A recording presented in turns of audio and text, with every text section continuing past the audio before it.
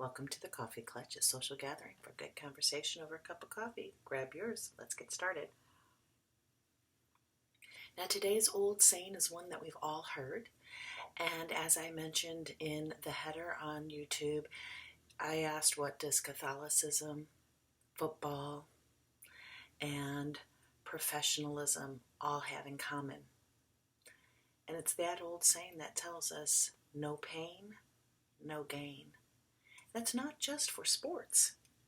Now, when it comes to the athletic world, if somebody were to say, well, I'm going to, especially at the high school level, that's what I was familiar with, we're going to have twice-a-day football practices, and coach says, I want you here at 5 o'clock in the morning, ready to work out, and these kids work out to the nth degree. I mean, they work out hard, and they're happy to do it because they know that without conditioning their mind and their body, they're not going to be prepared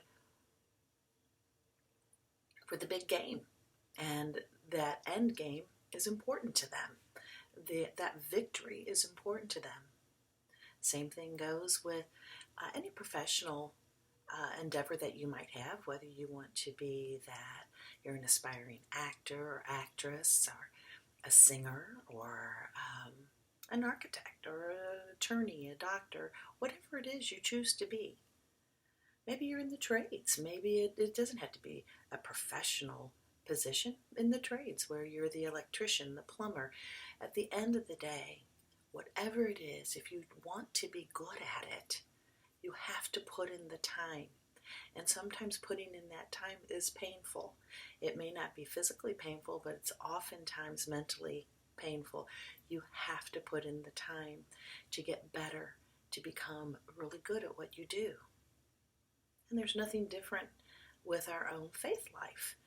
Certainly, as a Catholic, I'm familiar with what we're asked to do as Catholics, and often it is to suffer, to sacrifice in an effort to make us stronger in our faith life. And I thought this was an apropos saying as we are beginning Lent. Today is the second day of Lent, and we are called to make sacrifice in an effort to grow strong in our faith. Now, this saying was actually popularized by Jane Fonda in an exercise video she did back in the 80s. But it goes back some distance, actually. About 300 years ago, it was Benjamin Franklin who coined the phrase, no pain, no gain. And he recognized that exercise was an important aspect of our life, and that to be healthy, we needed to exercise. His recommendation was 45 minutes of exercise every day. And this is from the Benjamin Franklin Diet. It's a book that was written, and I thought it was kind of interesting. It's also indicated that back in 1860 there was a poem written by Mary Smith, and it was, virtue requires in payment for her light the free bestowment of the whole mind's might. The vision and the ecstasy of heaven are only theirs whose hearts to heaven are given. No pain, no gain, wealth, fame, and peace, and ease, the whole life must be given, no short degrees of casual service, no mere transient zeal, by will imposed rash conduct to anneal. Avail with her sorrow, and what and strife virtue imposes, and her free is life. So the gist of the poem is also that without pain, there is no gain in the virtuous life. Benjamin Franklin looked at it with respect to the physical life, and I think that's very interesting. One can even go back as far as the Bible, and certainly for Christians who are familiar with biblical quotes,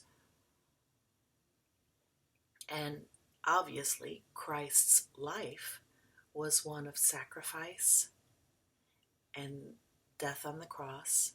But without that suffering, without that sacrifice of his own life, there was no triumphant glory on Easter Sunday when he rose from the dead. And we're reminded of this and it is, I want to get this just right for you. It's Luke chapter 9, verse 22. Jesus said, "The Son of Man must suffer many terrible things.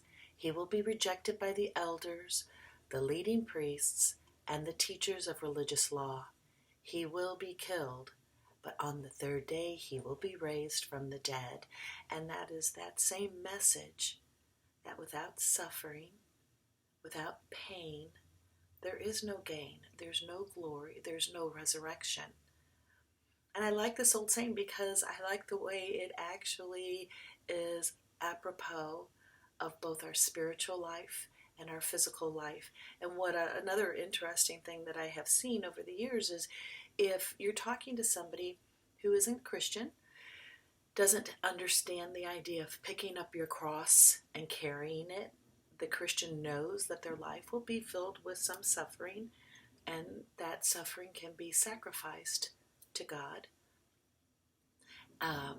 If we were to say, well, the priest or the monks or whoever get up and they do morning prayers at 5 a.m. and they're doing evening prayers at 9 p.m. and they don't eat between meals, or all these various forms of sacrifice, when it's within the religious context, many people think it's just crazy. That's ridiculous. That's just over the top. I should get to live my life however I want, doing whatever I want, and that I certainly shouldn't voluntarily sacrifice. And yet if you apply that same reasoning to sports, or like I said, your career goals in your life, everybody thinks that makes very good sense. And yet, it's your spiritual life, which is eternal. Everything else will be gone the day you die. Your career will be gone the day you die. It will no longer exist. It goes with you to the grave. So all of those things are temporary. Although important, they are temporary. It's your spiritual life that is eternal. So your takeaway from today, I hope, is that you take a little time, especially during this season of Lent, to evaluate your own spiritual life. If you don't have one, it's time to start really looking and digging deep. My recommendation is Catholicism, for obvious reasons, because I am Catholic, and after many years of looking and studying and evaluating, ultimately it's what makes the most sense to me. I hope you begin a journey. But remember, as you begin that spiritual journey, just like every other journey in life, there'll be pain along the way. There will be struggles. But no pain, no gain. So make this Lent advantageous and valuable, and figure out a little bit deeper how you want to live your life, and for what you are willing to sacrifice. And watch your faith life go deeper. So until we meet again, enjoy that cup of coffee.